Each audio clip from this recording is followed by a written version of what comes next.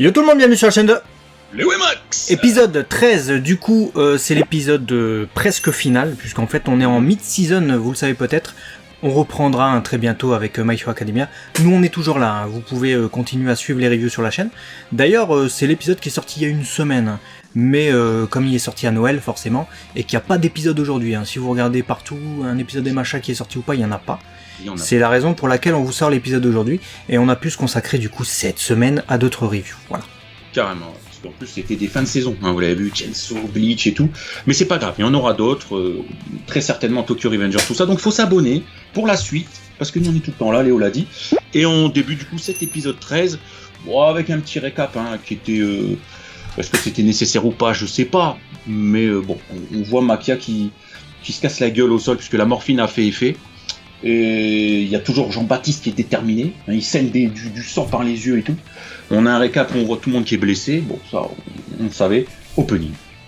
Rien de extraordinaire sur ce pré-opening. On avait à peu près vu tout ça la fois dernière, donc il n'y a pas eu de, un truc de ouf qui te fait débuter l'épisode.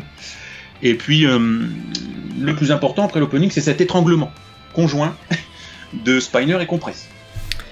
Spinner qui est quand même l'un des personnages centraux de cet épisode. Compress également, mais bon, c'était attendu, on l'avait vu dans le teaser la semaine dernière. Mais Spinner, du coup, en fait, il l'est pourquoi ? Tout simplement parce qu'ils nous remettent, et ça, Hirakinuki qui est en vacances, profite bien de tes vacances, Hiraki, il nous l'a dit quand même. Il nous l'a dit. Il a dit, tiens, c'est marrant, ils ont remis en fait des passages qui normalement devaient être dans la saison dernière. Donc pour tous ceux qui lisent le manga, c'était dans l'arc My Villain Academia, où justement on avait des... Spinner normalement pendant un pan de l'arc et le narrateur. Donc c'est lui qui narre ce qu'ils sont en train de faire là, les vilains, de monter leur nouvelle organisation autour de Shigaraki, de contrôler Makia, tout ça. Il n'y avait pas ces passages avec Spinner. Là, ils sont intégrés à cet épisode parce qu'il va avoir un petit rôle quand même important. Et ça nous permet de voir aussi... moi, j'ai trouvé ça habile quand même, le parallèle qu'il dresse entre Spinner et Compress, qui sont un peu les deux, dont on entend le moins parler, tout simplement, dans cette ancienne alliance des vilains. Toga, on en entend un peu plus parler parce qu'elle est liée à Izuku, Chako, tout ça. Shigaraki, j'en parle même pas. Dabi, je pense que vous avez tous vu l'épisode d'il y a 2 semaines. Donc c'était un peu les deux secondaires, les deux seconds couteaux. Donc là c'est bien qu'ils aient un peu un épisode pour eux, je pense. Moi je suis totalement d'accord avec toi, ça fait du bien. Et tu parles du fait qu'ils aient été habiles. Et je suis d'accord parce que on n'a pas eu ce passage. Et ils se sont quand même dit on va pas le mettre à ce moment-là.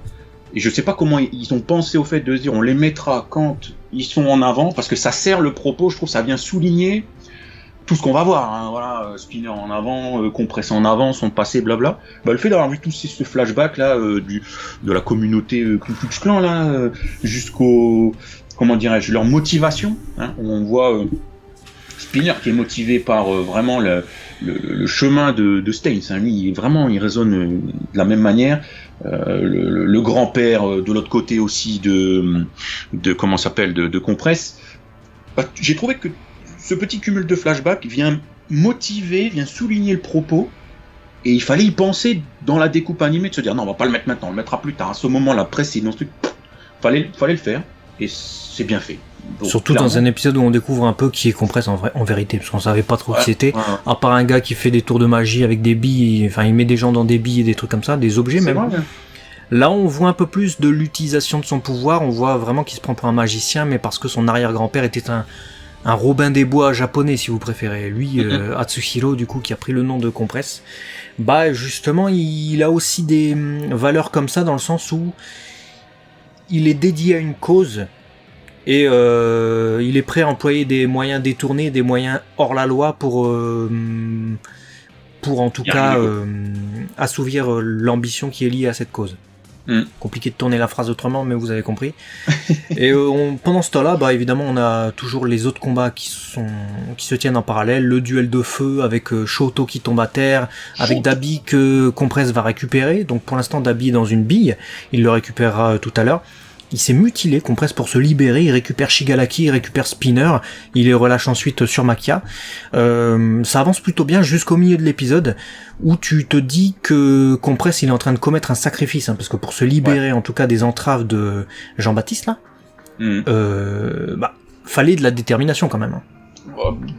Du moment où il a agi, où il s'est explosé le corps, là, où il pisse le sang, et au moment où, comme tu le dis, il se fait mutiler, bref, il fait que pisser le sang dans tout cet épisode, on s'accumule les mains, les épaules, les trucs, et tu dis ok, il va crever, il va y passer, c'est pas possible. J'ai trouvé ça, en fait je m'attendais pas à être à fond, à être derrière Compresse en mode, putain, il fait un truc, ça fait plaisir quoi pour le scénario, tu l'as dit, c'est un second couteau, mais c'est un second couteau qui à ce moment-là a brillé comme un personnage presque principal du truc. Donc ça, c'était, il a justifié sa place dans l'alliance des vilains. Bah, pour moi, à ce moment-là, je me suis dit ok, bah il a sauvé le game, quoi. Il a sauvé tout le monde avec ses billes, à se sacrifier et tout. J'ai bien aimé. Bah, il leur a permis une retraite, hein, puisqu'en parallèle, on a Burning et tous les autres qui se battent contre les Nomu qui vont finalement être ensuite, suivre les ondes d'All for One qui va surveiller un peu plus tard dans l'épisode. Master Driller, lui, sacrifie sa vie pour tuer un Nomu. Bon, ça suffira pas. De l'autre côté, il y a le premier détenteur du coup du One for All qui réveille Izuku. Du coup, Izuku se réveille enfin. Et alors là, on a une petite information qui normalement aurait dû être importante dans l'épisode, mais dans cet épisode, elle n'aura pas d'incidence malheureusement. Non. C'est une douleur qui lui transperce le crâne. Il dit je l'ai déjà ressenti cette douleur et tout, etc. Et là, il commence à comprendre qu'en fait, c'est lié au 4e détenteur du coup du One for All. Et on a une image enfin du gars qui apparaît pour la toute première fois, il est même sur la miniature. Et comme je te l'ai dit, il sert à rien ce gars en fait. Non, il sert à rien. C'est-à-dire, on a un plan de lui, tu te dis ça va avoir une utilité. On nous révèle son pouvoir. Qu'est-ce que c'est ? C'est c'est traduit par le 6e sens, mais c'est une traduction foireuse. Ça devrait être le Danger Sense en fait. C'est Kikikanchi en japonais, les kanji. Donc encore une traduction foireuse. Phila Kinuki nous a dit que la trad puait du cul. Ce qui peut arriver, un peu comme l'alter aussi de floating. Enfin, l'alter qui permet de voler. Hein. D'ailleurs, Izuku l'utilise à la fin de l'épisode, ça allié à l'alter des fouets noirs. Mais là, on ne reverra pas l'alter du 4e en fait. Juste, il va ressentir des douleurs, il va se passer un truc de dingue. Le réveil d'All for One, mais c'est tout quoi.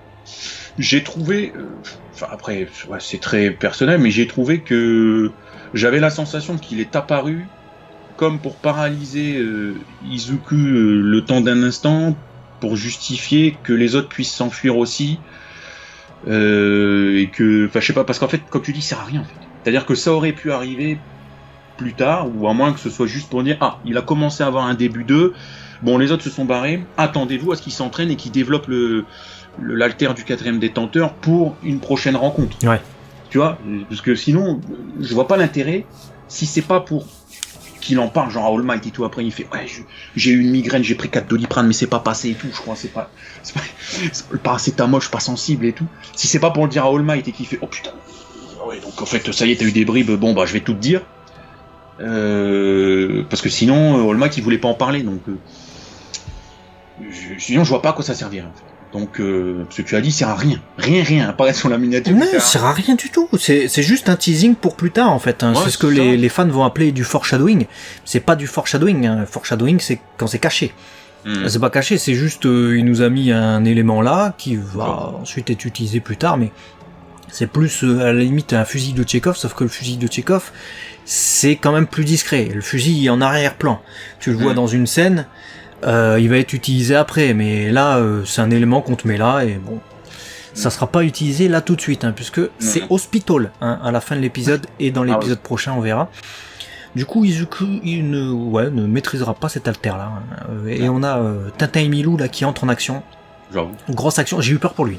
Je t'avoue que Milio, depuis qu'il a retrouvé son pouvoir et qu'il fait son fou là à passer à travers les pas les murs mais à travers Makia du coup, il est très utile.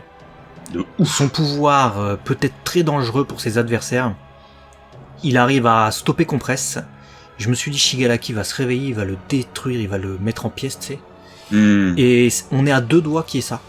Mais comme c'est pas Shigaraki qui se réveille, c'est All for One. Ouais. Il utilise pas cet alter là, il utilise un alter d'onde pour rejeter en fait tout le monde et ça fait une onde de choc et tout le monde valse en fait. Et ça c'est ouf parce que on a encore une fois All for One qui reprend possession du corps et même de la conscience de Shigaraki, et plus ça avance, plus je me dis mais il se sert de Shigaraki comme vraiment l'expression de sa propre volonté, mais il est en train d'effacer la personnalité de Shigaraki petit à petit. Et je me pose des questions sur l'utilité du personnage de Shigaraki dans le futur s'il se laisse tout le temps comme ça contrôler, manipuler, lavage de cerveau en permanence.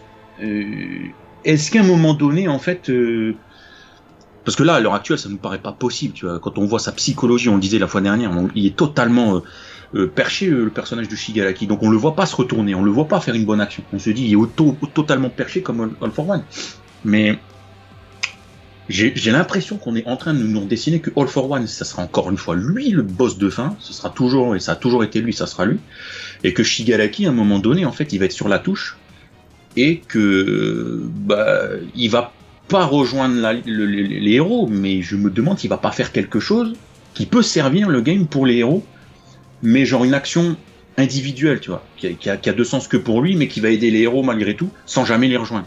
Parce que je me dis, mais là, Shigaraki n'existe plus. Il y a moyen.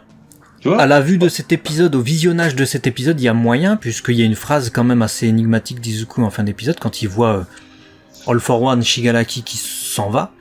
Il dit ouais, j'ai eu l'impression que Shigaraki voulait être sauvé, etc., qui demandait de l'aide. Ouais, c'est vrai. Je dis qu'est-ce que tu me fais, Izuku, la phrase d'avant, Izuku il dit ouais, Shigaraki, je vais t'exploser, je te pardonnerai jamais et tout, t'as tué tant d'innocents. La phrase d'après il fait mais quand même il veut te sauver, donc je vais le sauver quand même un peu. Ouais, c'est donc vrai, ouais, ça se dirige un peu vers ça. J'ai l'impression qu'on a une écriture qui va faire évoluer la tendance en défaveur toujours d'All for One, qui va toujours rester le grand méchant, mais en le réhabilitant là maintenant dans le game, puisqu'il prend carrément la possession même de Shigaraki. De ouf. Shigaraki, qu'est-ce qu'il en reste? Il va en rester ce qu'il y a avec ses alliés. Ses alliés vont peut-être, parce qu'on voit une scène qui pour moi a de l'intérêt, c'est Spinner qui fait mais qu'est-ce que tu me dis, Shigaraki, tu pètes un câble ou quoi? Il comprend pas que c'est All for One qui parle à travers le gars. Il fait t'es ouf ou quoi? Qu'est-ce qu'on fait? On n'abandonne pas nos alliés? Je te demande qu'est-ce qu'on fait?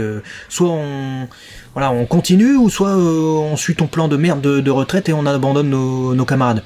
Il fait ouais on abandonne nos camarades, parce que All for One il en a rien à foutre, lui c'est des pions. Ouais. Mais Shigaraki, je pense pas qu'il réfléchisse comme ça maintenant qu'il a évolué, vécu avec eux. On a eu du passé de Spinner, on a eu du passé de Compress, on voit un peu comment ils se sentent un peu soudés dans le même combat, même s'ils viennent tous d'horizons différents. Et je me dis que si il est sacrifié par All for One, et qu'en plus de ça, All for One, il commence à rejeter ou à tuer carrément des gars de ses alliés, là, Shigaraki, ça va pas lui plaire, il va péter un câble. Il va se rebeller, je pense. Ouais, je pense aussi. Il y a une fracture qui est en train de s'opérer entre le maître qui était All for One pour Shigaraki et ce qu'il est en train de devenir là, à savoir le manipulateur extrême qui n'en a rien à foutre de tes desiderata, et voilà, il s'est juste servi de toi et il est en train de l'exprimer. Donc je sais pas, je pense pas qu'il puisse être réhabilité vraiment totalement Shigaraki du côté des héros, parce que ce qu'il a fait c'est impardonnable, mais tu vois quand même que Horikoshi il a une tendance à donner une seconde chance. On l'a vu avec Endeavor.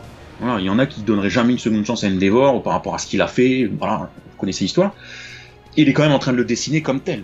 Donc Horikoshi est ouvert à une perspective de pouvoir créer la surprise. Donc on verra, je sais pas. Je me dis aussi que il y a un élément qu'on n'a pas pris en compte, mais regarde All for One, là, il est dans sa zonzon là actuellement. Il arrive à prendre possession du corps de Shigaraki à distance. On connaît pas encore toute sa puissance, donc imagine il est capable de transférer définitivement sa conscience dans le corps de Shigaraki et en même temps de transférer la conscience de Shigaraki dans son corps qui est enfermé en prison. Tu vois, et qu'en fait, Shigaraki a été un leurre depuis le début, ça n'a été que un gars qu'il a utilisé comme corps de substitution, et c'est pour ça qu'il a transféré les alters originaux à Shigaraki, et que du coup, ça va être un merdier pas possible en fait. On va se dire, mais quel enfoiré ce All for One. Il y a quelque chose qui se trame en tout cas de ce côté-là. Donc, on n'est pas à l'abri d'une bataille finale, tous contre All for One. Tu vois, dans des camps différents, mais tous contre All for One. Ouais, c'est vrai. Ouais, on n'est pas à l'abri. Là. C'est clair. Faut dire, il a fait des personnages travaillés, des antagonistes si travaillés qu'en fait les gens se prennent d'affection pour eux. Les lecteurs se prennent d'affection pour eux, mais c'est pas des personnages comme qu'on pourrait aimer détester, dans le sens où on aime détester peut-être All for One parce que c'est un salopard et parce que vraiment il incarne le gros méchant un peu de l'œuvre et on l'aime pas, mais on est content qu'il soit là pour que nos personnages préférés livrent bataille contre lui. Shigaraki, Toga, les autres, on les aime en fait. C'est juste des personnages qu'on apprécie.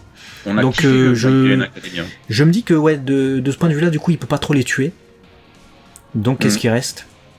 Un combat conjoint sans partager les idéaux, mais surtout que cette parenthèse est importante, hein, même si ça rallonge un peu la revue, mais c'est pas grave parce que tout ce questionnement justement, même de Toga qui a quelques épisodes là, a été confronté à Ochako parce qu'il a été perturbé de savoir c'est quoi un héros. Voilà, nous on veut se protéger aussi, protéger nos amis et tout. Qu'est-ce qui fait que vous êtes plus légitime que machin ? Bon, il y a eu un aboutissement, mais il y a eu quand même tout ce questionnement de la part des vilains qui les rend du coup, enfin surtout Toga, un peu plus humain qu'un simple méchant qui fait moi je suis là pour tuer la bagarre, tuer le sang, tuer les gens. Ça peut être ça aussi, une morale de fin où Toga à ce moment-là elle se dit ça sera jamais mes amis là, les héros, mais à ce moment-là je sais que j'affronte le vrai mal. Et je sais où est ma place en fait à ce moment-là. Tu vois ? D'autant plus que j'avais pas capté dans la review précédente, parce que le plan est très furtif, mais comme on revoit ce plan en début d'épisode, le seul plan où on voit Toga issu de l'épisode d'avant, elle pleure en fait. Elle est pas appuyée contre un mur parce qu'elle elle se repose ou quoi que ce soit, hein. Comme ça, je pense qu'elle pleure en fait, elle essuie des larmes. Donc vraiment, ça l'a bouleversé cette rencontre avec, ces retrouvailles avec Ochako et cette détermination naissante qu'elle a maintenant pour ses compagnons. Donc si elle va pas laisser tomber ses compagnons parce qu'elle ça risque plus maintenant, bah c'est pas pour se ranger du côté d'All for One avec des œillères en mode nouveau maître, oui je tout à fait oui. Oui, non, elle va pas laisser tomber Shigaraki. Bah surtout que si elle en veut au héros d'avoir tué Dabi, si comme tu dis All for One tue un des autres, hein, Spiner ou je sais pas qui, Spiner je dis Spinner, elle pourra pas pardonner. Pourquoi elle pardonnerait plus à All for One qu'au héros, tu vois ? Donc à un moment donné, ça va être un triangle en fait. Mais deux des angles de ce triangle vont devoir affronter là, le troisième. Donc on verra. En tout cas, ça, petite théorie qu'on a balancée comme ça en middle season, on verra où est-ce que... Pavé dans la mare, et on n'aura pas la réponse avant un moment, puisque là déjà il va falloir attendre 2 semaines je crois pour pouvoir avoir la suite. Le 7 janvier je crois, hein, semaine 7 prochaine. janvier, voilà, donc vous avez la date, on sera de retour à cette date-là, parce que généralement c'est Day One. Bon là ils ont sorti un épisode à Noël, hein. Personne sort d'épisode à Noël. Il y a qui est là à Noël, normalement. Il y a personne qui est là. Personne qui est là. Personne. Ils ont tout fait. Pourquoi Noël. ils font ça, je veux dire je sais pas. Quelle idée. Bon, nous on a fini l'épisode parce qu'après il se passe plus rien d'intéressant, c'est tout le monde est à terre et puis bon bah on se retrouvera la semaine prochaine, du coup c'est un peu ça. Ouais, c'est ça, c'est la bataille en retraite, hein. Voilà, il se barre et puis il y a cette fameuse phrase d'Izuku que t'as dit, donc effectivement. Blessé, au revoir. Tout le monde est capot, tout le monde va aller à l'hôpital, hein, voilà.